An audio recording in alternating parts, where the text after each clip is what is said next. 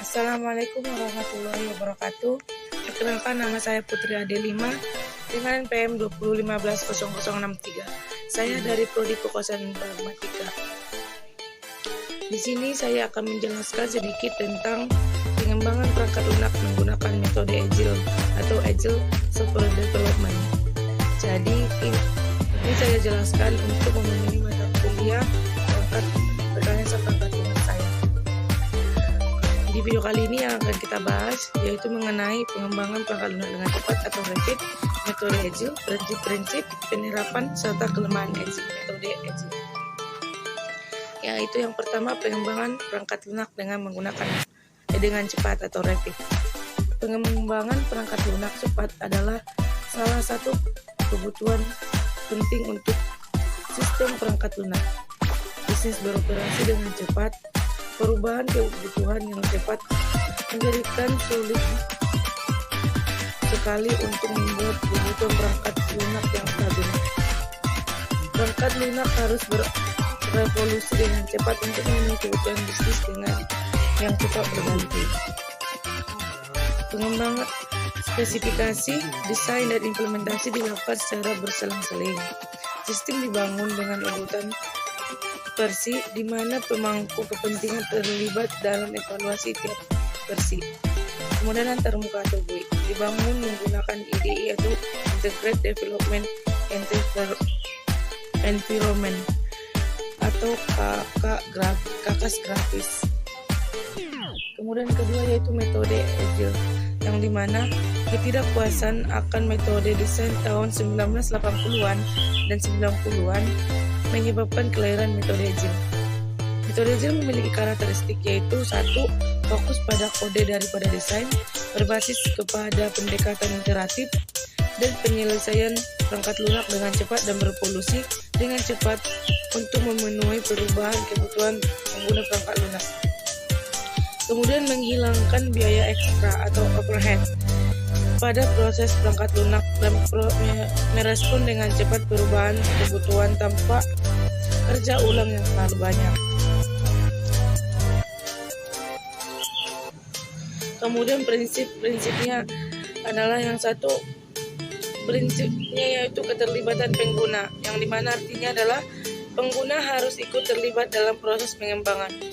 Peran mereka adalah untuk menyediakan dan memberi prioritas terhadap kebutuhan sistem baru dan evaluasi iterasi pada sistem. Kemudian prinsip yang kedua yaitu menyelesaikan bertahap. Artinya di mana perangkat lunak dibangun secara bertahap dengan pengguna ikut menggunakan atau menentukan kebutuhan yang termasuk dalam setiap tahapan.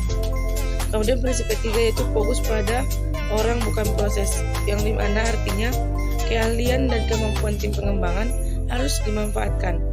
Anggota tim harus diberi kebebasan dan menentukan cara bekerja mereka sendiri. Kemudian mengakomodasi perubahan, yaitu mengantisipasi kebutuhan sistem akan perubahan sehingga membantu desain sistem yang dapat mengakomodasikan perubahan. Kemudian menjaga kesederhanaan, yang dimana fokus kepada kesederhanaan perangkat lunak yang sedang dibangun, mengurangi secara aktif kompleksitas dari sistem. Kemudian penerapan metode Agile, yaitu pengembangan perangkat lunak di mana produk yang dibangun berskala kecil atau menengah. Pengembangan sistem di mana ada komitmen jelas dari pengguna untuk ikut terlibat dalam proses pengembangan perangkat lunak, dan tidak ada banyak aturan luar dan regulasi yang mengandung mempengaruhi perangkat lunak. Dikarenakan fokus pada sistem yang kecil, maka penerapan metode Agile pada sistem besar akan menemukan masalah. Nah, kemudian kelemahan dari metode Agile yaitu akan sulit menjaga minat pengguna perangkat lunak untuk tetap terlibat dalam proses pengembangan. Anggota tim mungkin tidak sesuai dengan karakteristik metode Agile. Memberikan prioritas pada perubahan akan sulit jika ada banyak pemangku kepentingan. Menjaga kesederhanaan sistem memerlukan kerja ekstra, serta kontrak bisa menjadi masalah, sama halnya dengan pendekatan pengembangan interaktif. ini adalah metode agile dan perawatan perangkat lunak, di mana banyak organisasi lebih banyak menghabiskan waktu merawat perangkat lunak dibandingkan membangun perangkat lunak. Sehingga agar metode agile sukses, maka perawatan perangkat lunak harus didukung penuh sama halnya dengan pengembangan perangkat lunak. Masalah bisa muncul jika tim pengembangan asli tidak dapat dipertahankan.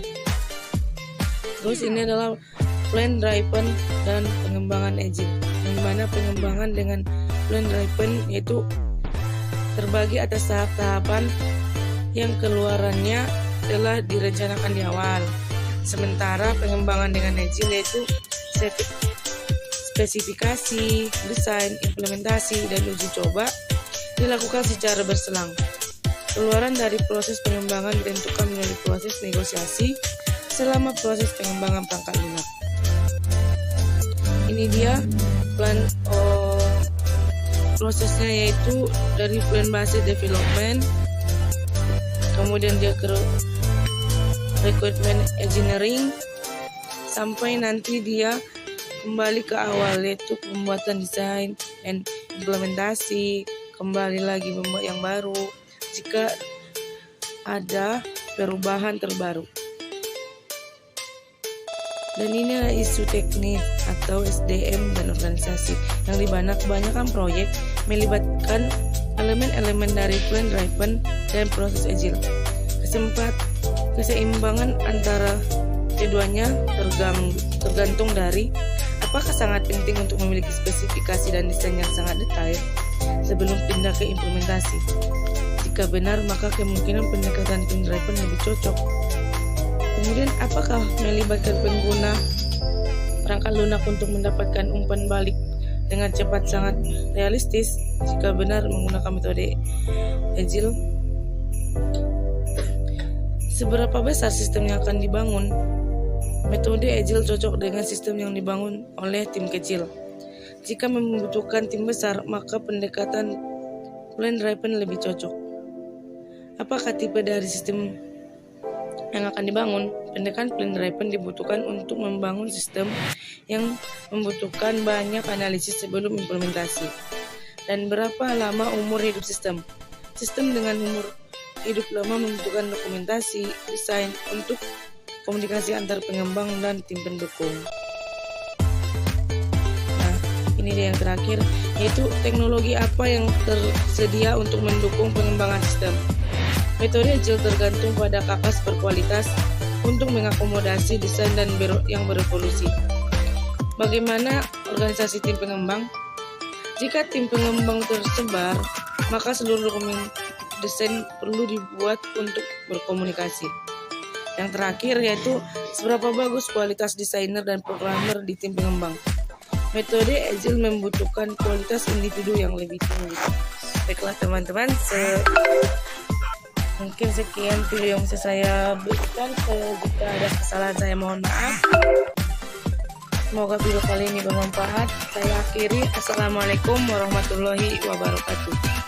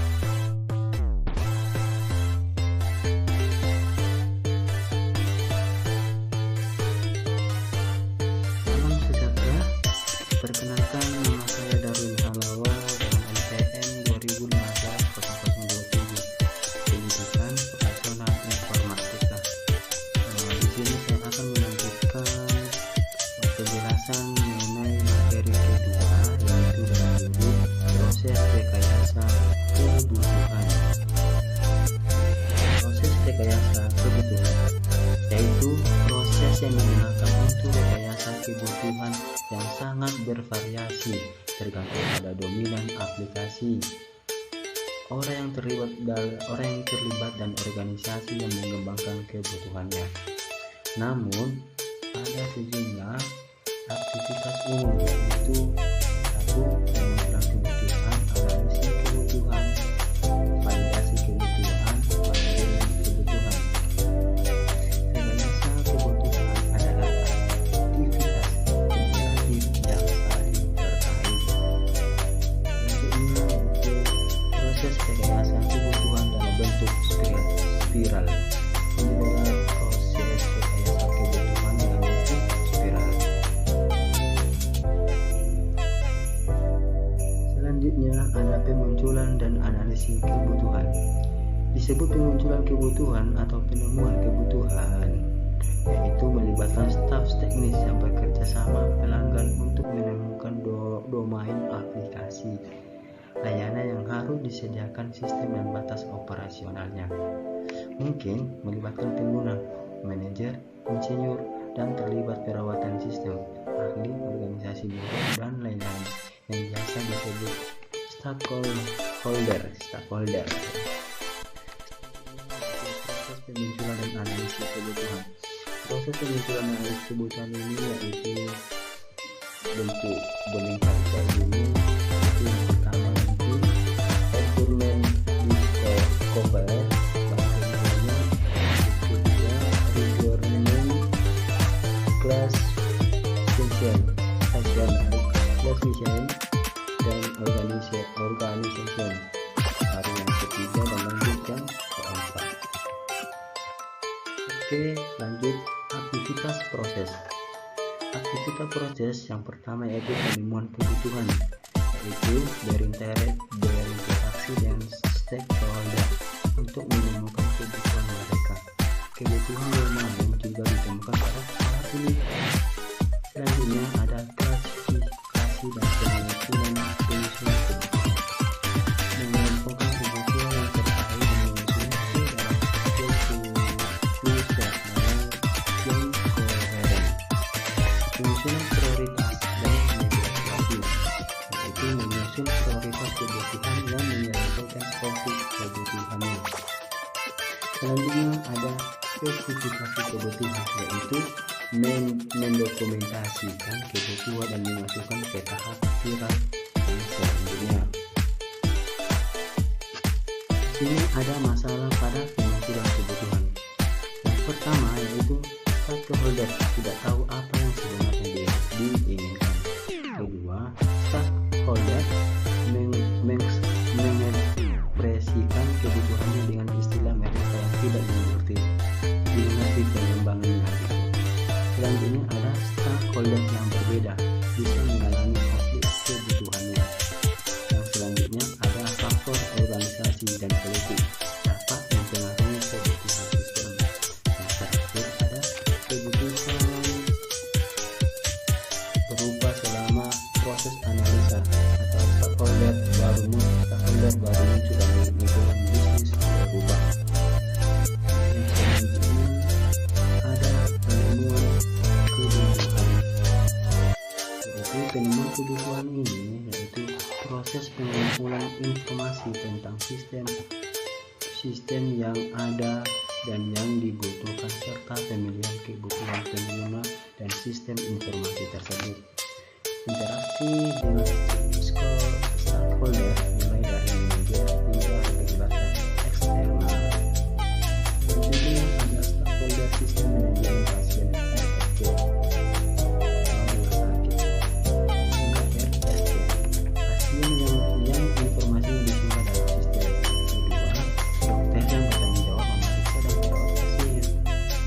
Yang ketiga ada perawat yang mengatur konsultasi dan memberikan sejumlah perawatan. Yang selanjutnya ada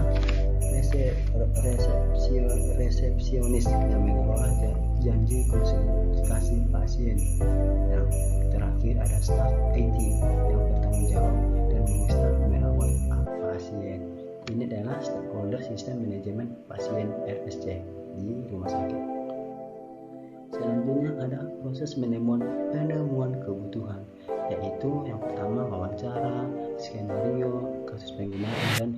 etnografi. Wawancara yaitu wawancara formal dan informal dengan stakeholder yang merupakan bagian penting dalam proses rekayasa kebutuhan itu. Jenis wawancara yaitu yang pertama ada wawancara tertutup pada pendaftar pertama. Ada wawancara terbuka di mana berbagai masalah didapati dari stakeholder. Selanjutnya ada wawancara efektif yaitu suatu berpikirnya terbuka, hindari menemukan asumsi awal dan dengarkan stakeholdernya. Yang kedua ada dorong orang yang diwawancarai untuk berdiskusi, berarti artinya di sini itu didorong orang agar bisa diwawancara dan berdiskusi. Yang terakhir ada praktik wawancara. Biasanya orang antara wawancara terbuka dan tertutup. Selanjutnya wawancara baik untuk memahami melakukan stakeholder dan bagaimana menyelesaikan interaksi dengan sistem.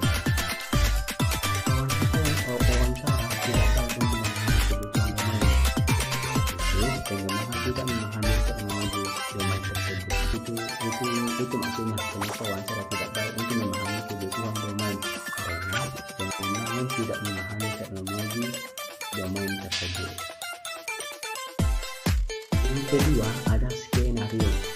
Skenario adalah contoh nyata bagaimana sistem digunakan, yaitu ada skenario mencakup, karena skenario mencakup satu, deskripsi situasi awal, kedua, deskripsi aliran kejadian normal, ketiga, deskripsi kesalahan yang mungkin terjadi, yang keempat ada informasi aktivitas selanjutnya, kelima, deskripsi kondisi ketika skenario selesai.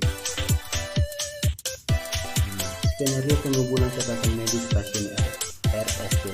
Ini adalah contoh seperti ini adalah skenario pengumpulan catatan medis pasien RSC. Ada assumption, normal, where can go on, dan selanjutnya.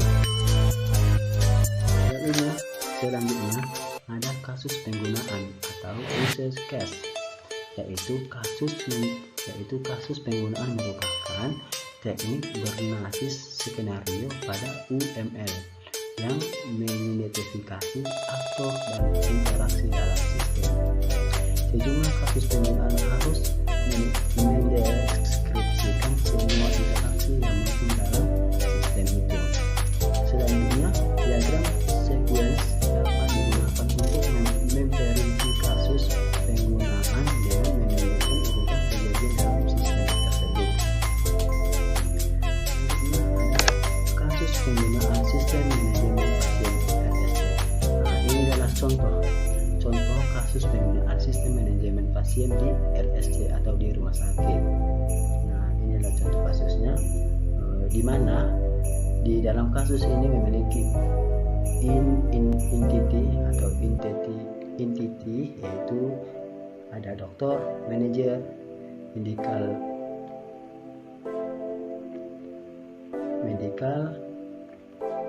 ada nurse, di mana medical ke register pasien, kemudian ke view personal info, kemudian manager, export pasien, kemudian ke dokter, kemudian ke nurse. Nah, begini adalah kasus penggunaan sistem manajemen pasien di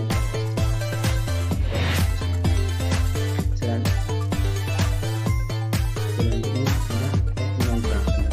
Etnografi yaitu ilmuwan sosial mengamati dan menganalisis bagaimana orang bekerja. Sehingga mereka tidak perlu menjelaskan pekerjaannya. Faktor organisasi dan sosial penting mungkin diamatinya. Selanjutnya ada ruang lingkup etnografi, yaitu kebutuhan didapatkan dengan mengamati bagaimana orang bekerja, bukan bagaimana seharusnya mereka bekerja. Selanjutnya kebutuhan didapatkan dari kerjasama dan kesadaran akan aktivitas orang lain. Yang ketiga ada etnografi efektif untuk memahami proses yang ada, bukan untuk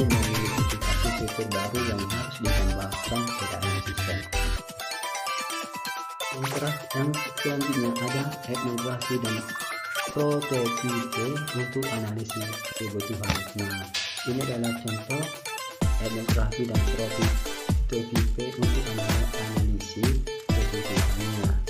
Nah, yaitu etnografi analisis, baru selanjutnya ke reviewing managing, baru ke fungsi etnografi, baru selanjutnya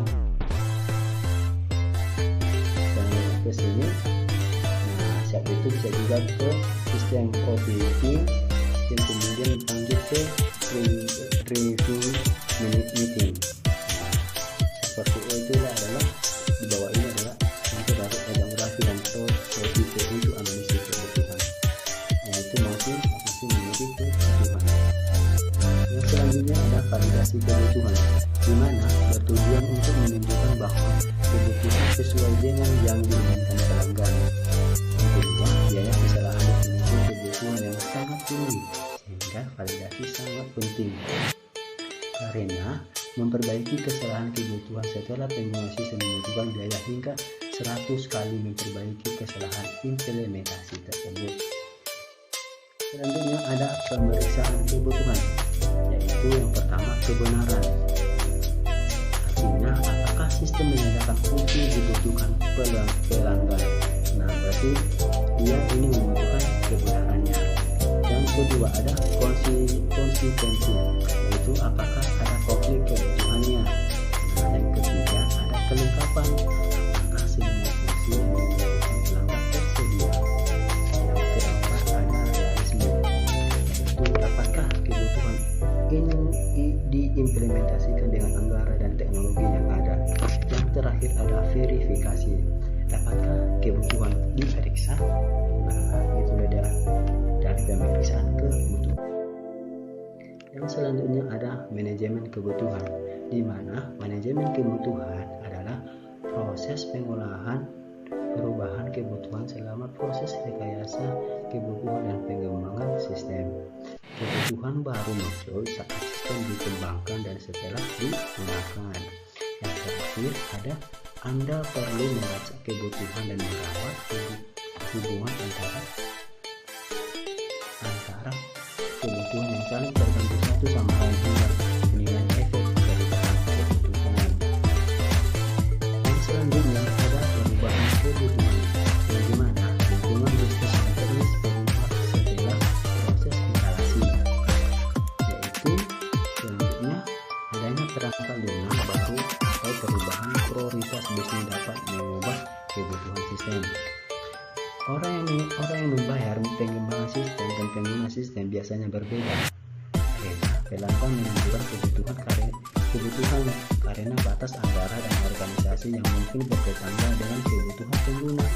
Maka setelah digunakan, baru menambahkan fitur baru sehingga sistem sesuai dengan tujuannya.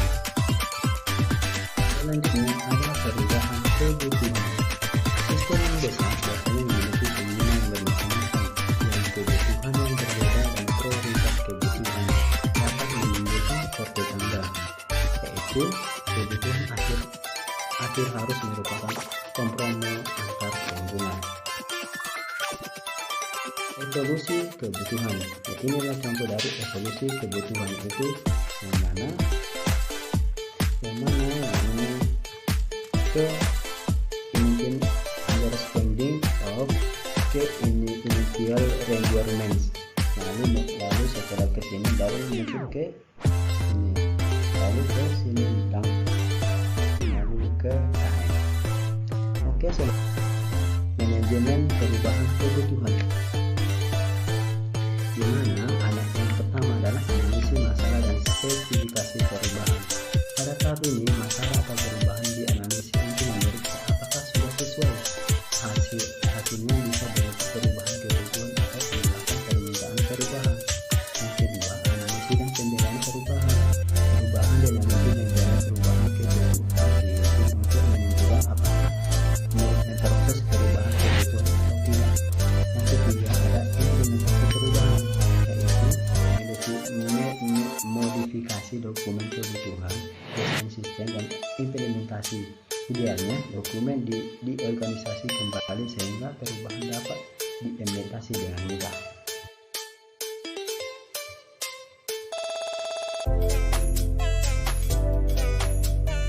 Yang selanjutnya ada manajemen perubahan kebutuhan. Nah, ini dia adalah manajemen cara manajemen perubahan kebutuhannya dari identify problem ke problem analysis and specification, lalu present analysis and costing, lalu ke sini selanjutnya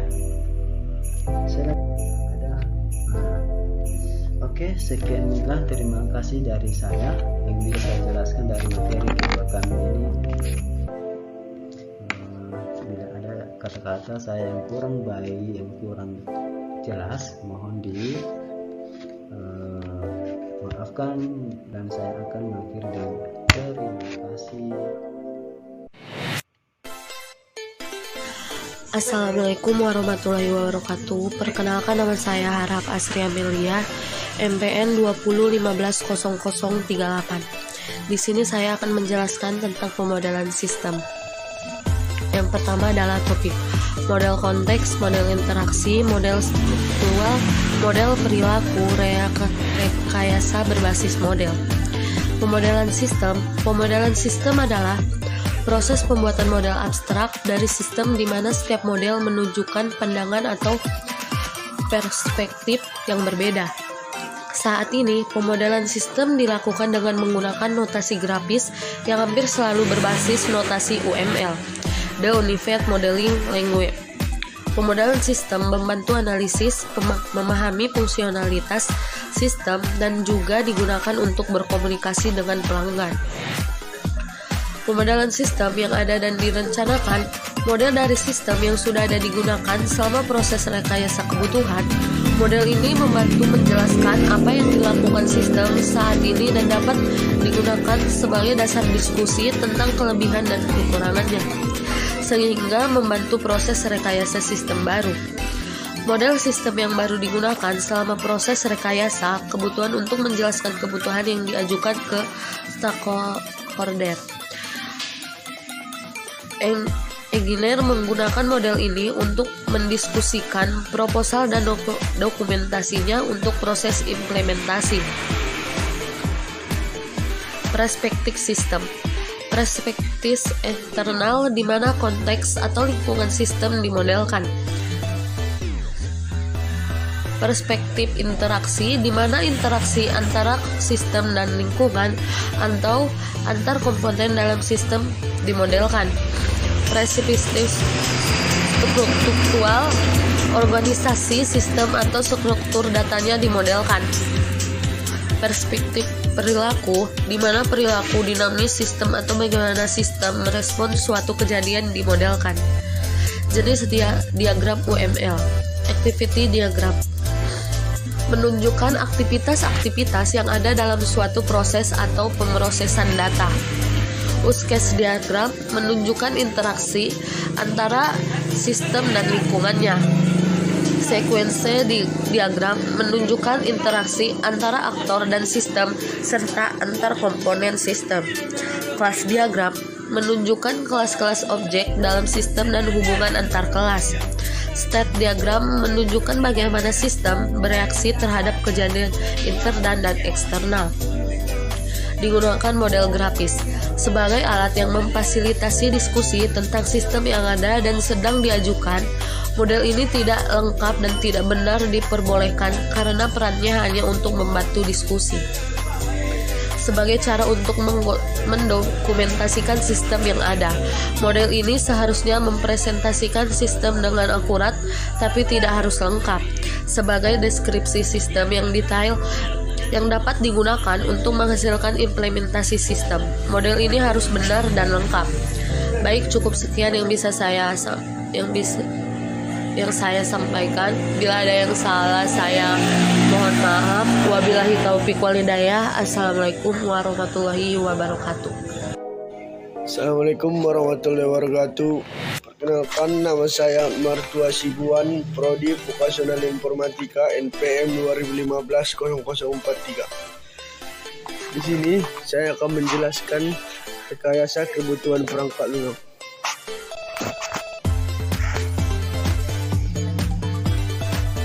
Topik yang kita bahas yaitu yang pertama adalah kebutuhan fungsional dan non-fungsional. Yang kedua, dokumen kebutuhan perangkat lunak.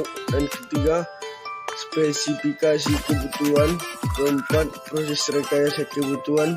5, analisa dan pemunculan kebutuhan. Keenam, validasi kebutuhan. Dan yang terakhir, manajemen kebutuhan. Rekayasa kebutuhan merupakan proses penentuan layanan yang dibutuhkan pelanggan dan batasan sistemnya. Apakah kebutuhan itu? Kebutuhan mencakup abstraksi layanan dan batasan sistem sehingga fungsi matematis mendetail. Requirement abstract atau DAPIS seperti yang di bawah ini. Jenis-jenis kebutuhan yaitu yang pertama adalah kebutuhan pengguna dan yang kedua adalah kebutuhan sistem.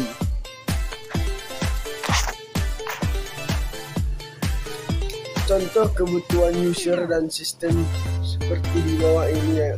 Yang pertama adalah user recruitment definition, yang kedua adalah sistem recruitment specification.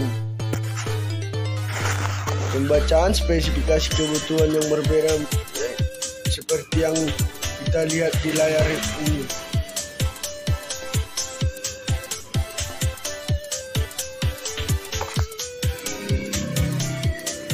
Kemudian kita lanjutkan membahas kebutuhan fungsional dan non-fungsional. Kebutuhan fungsional berisi layanan yang harus disediakan sistem bagaimana sistem bereaksi terhadap suatu input dan bagaimana sistem berperilaku dalam situasi tertentu. Kemudian kebutuhan non-fungsional yaitu batasan layanan atau fungsi yang ditawarkan sistem, misalnya batasan waktu, batasan proses pengembangan, dan lain-lain. Kemudian kebutuhan domain, batasan sistem berdasarkan domain operasinya. Kebutuhan fungsional bisa mendeskripsikan fungsionalitas atau layanan sistem tergantung pada jenis perangkat lunak pengguna dan jenis sistem di mana perangkat lunak digunakan. Kebutuhan fungsional pada sistem manajemen pasien RST. Pengguna harus dapat mencari daftar janji di dictionary. Sistem harus dapat menghasilkan daftar pasien yang membuat janji setiap hari untuk setiap klinik. Kemudian ketidaktepatan kebutuhan. Masalah akan muncul ketika kebutuhan tidak ditentukan dengan tepat. Kebutuhan yang ambigu mungkin diartikan berbeda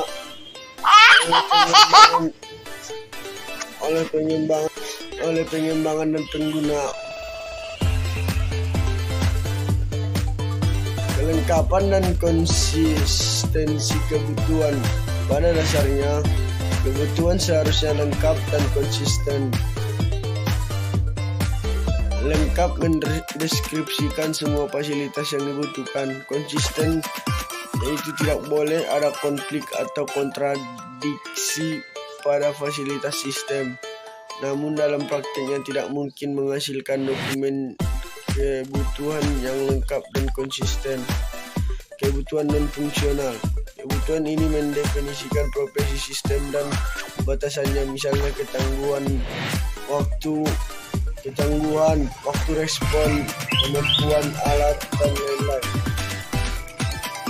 Implementasi kebutuhan non-fungsional. kebutuhan non-fungsional dapat mempengaruhi keseluruhan arsitektur sistem. Suatu kebutuhan non-fungsional, misalkan keamanan, mungkin menghasilkan kebutuhan fungsional tertentu. Jenis-jenis kebutuhan non-fungsional yaitu seperti yang kita lihat di bawah ini atau di layar.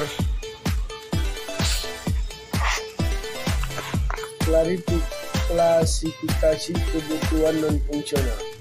Pertama, kebutuhan produk, yang kedua, kebutuhan organisasi, dan ketiga atau terakhir, kebutuhan eksternal. Contoh kebutuhan non-fungsional manajemen pasien RSUD seperti yang kita lihat di layar. Ukuran untuk menentukan kebutuhan non-fungsional juga bisa kita lihat di layar.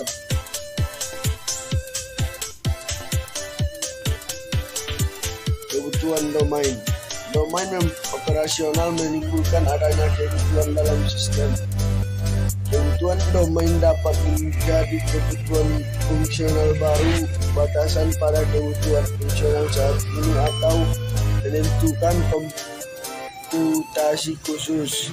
Jika kebutuhan domain tidak terpenuhi, mungkin tidak akan dapat bekerja dengan benar. Contoh sistem perlindungan kereta api. Penurunan kecepatan kereta dihitung dengan persamaan. Akan sulit untuk orang yang tidak ahli pada domain tersebut memahami maksud dari pernyataan tersebut dan apa hubungannya dengan kebutuhan lain. Masalah pada kebutuhan domain. Pertama adalah pemahaman, kedua implisit. Cukup sekian yang dapat saya sampaikan, kurang dan nyangkanya saya mohon maaf. Wabillahi taufiq wal hidayah. Assalamualaikum warahmatullahi wabarakatuh.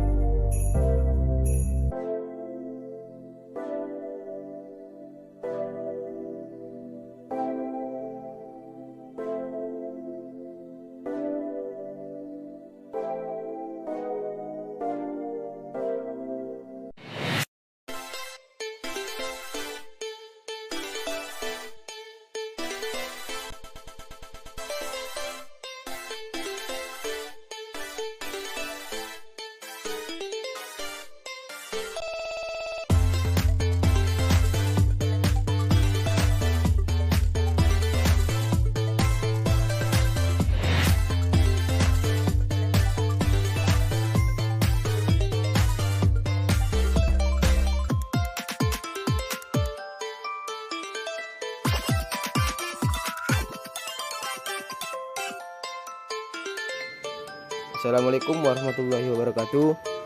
Perkenalkan, nama saya Rin Prayoga Rahab, NPM 20150073, Prodi Vokasional Informatika 4A. Baiklah, di sini saya akan menjelaskan sedikit tentang materi rekayasa perangkat lunak ataupun RPL, yaitu tentang dokumen kebutuhan perangkat lunak. Dokumen kebutuhan perangkat lunak adalah pernyataan resmi pengembangan tentang kebutuhan sistem dan harus mencakupi kebutuhan pengguna dan kebutuhan sistem, bukan dokumen perancangan. Sebisa mungkin harus bisa menjelaskan apa yang harus dilakukan sistem, bukan bagaimana melakukannya. Kebutuhan dan metode EGIL. Banyak metode EGIL yang menyatakan bahwa membuat dokumen kebutuhan hanya akan menghabiskan waktu karena kebutuhan berubah dengan sangat cepat, sehingga dokumen tersebut menjadi ketinggalan zaman. Metode EGIL seperti XP menggunakan rekayasa kebutuhan bertahap dan mengekspresikan kebutuhan dalam bentuk cerita pengguna. Adapun dari dokumen kebutuhan pengguna ialah seperti yang di bawah ini, seperti sistem customer, manager, sistem engineer, sistem test engineer, sistem maintenance engineer. Variasi dokumen kebutuhan. Variasi dokumen kebutuhan ada 3. Yang pertama, informasi yang ada dalam dokumen kebutuhan tergantung pada jenis sistem metode pengembangan yang digunakan. Sistem yang dikembangkan secara bertahap biasanya memiliki detail yang lebih sedikit di dalam dokumen tersebut kebutuhannya. Standar dokumen kebutuhan misalkan ada standar IEEE. Standar ini sering digunakan untuk mendefinisikan kebutuhan pada proyek rekayasa sistem yang besar. Sekarang selanjutnya ialah struktur dokumen kebutuhan. Struktur dokumen kebutuhan ialah seperti yang di bawah ini, yaitu chapter dan caption. Seperti contoh captionnya: preface, introduction, glossary, user requirement definition, system architecture. Selanjutnya ialah struktur dokumen kebutuhan. Struktur kebutuhan sama kayak tadi, ini chapter dan description, yaitu dimana chapternya terdiri system requirement specification, system model, system evaluation, appendix, dan index. Selanjutnya ialah spesifikasi kebutuhan. Spesifikasi kebutuhan merupakan proses menulis kebutuhan pengguna dan sistem ke dalam dokumen kebutuhan. Kebutuhan pengguna harus dapat dimengerti pengguna dan pelanggan yang tidak memiliki latar belakang teknis. Kebutuhan sistem dibuat lebih rinci dan mungkin mencakup informasi yang lebih teknis. Kebutuhan bisa menjadi bagian kontrak pengembangan sistem. Oleh karena itu penting untuk membuatnya selengkap mungkin. Selanjutnya ialah kebutuhan dan perancangan. Pada prinsipnya, kebutuhan menjelaskan apa yang dilakukan sistem, sedangkan desain menjelaskan bagaimana sistem melakukannya. Pada prakteknya, kebutuhan dan desain tidak dapat dipisahkan, yaitu arsitektur sistem dirancang untuk menyusun kebutuhan. Sistem dapat beroperasi dengan sistem lain sehingga menghasilkan kebutuhan baru. Pengguna arsitektur khusus untuk memenuhi kebutuhan non-fungsional bisa jadi merupakan kebutuhan domain. Cara menulis spesifikasi kebutuhan sistem ialah seperti kotak yang ada di bawah ini, yaitu tergantung dua, yaitu notation dan description, yang dimana notationnya yaitu natural language, structural natural language, descriptive language, graphic notation, mathematical specification. Selanjutnya ialah spesifikasi bahasa alamiah.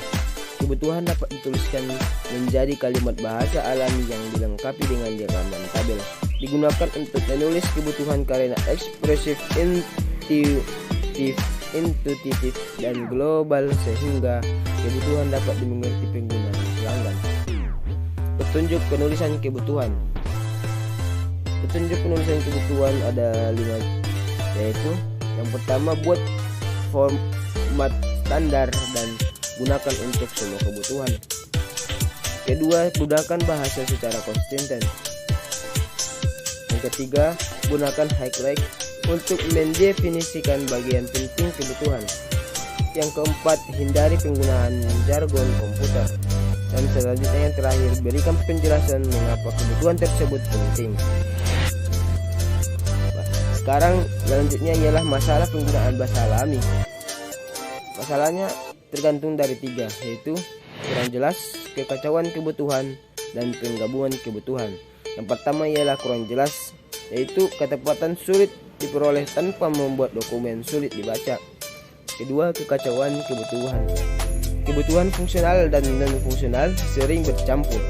Yang ketiga ialah penggabungan kebutuhan, yaitu beberapa kebutuhan yang berbeda mungkin diekspresikan bersama-sama. Contoh kebutuhan dengan bahasa alami untuk sistem pompa insulin, yaitu terdapat yang pada kolom di bawah ini. Selanjutnya ialah spesifikasi terstruktur. Yang pertama ialah kebutuhan dituliskan dengan cara standar. Kedua, baik untuk beberapa jenis kebutuhan tapi kaku untuk jenis kebutuhan lainnya. Selanjutnya ialah spesifikasi berbasis formulir. Spesifikasi berbasis formulir terdapat 7, yaitu yang pertama, definisi fungsi atau entitas.